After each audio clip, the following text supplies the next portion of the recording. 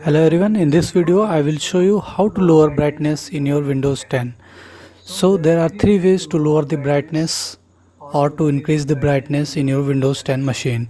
Okay, so the first thing that you need to do is find the shortcut keys on your keyboard. Okay, there are always two shortcut keys, one to increase the brightness and one to decrease the brightness. They may work with the by pressing and holding the function key, then pressing the function keys, okay, or wherever they are. So they may be on the arrow keys or they may be on the function keys. These are the only two areas where you can find these. Okay, now the next thing that you can do is click on this notification area in the taskbar. Click here. Now it will open up all the options. So if it is just like this, then you need to click on expand here. Okay, now I can see a brightness option at the bottom. I can increase the brightness. Okay, I can decrease the brightness from here.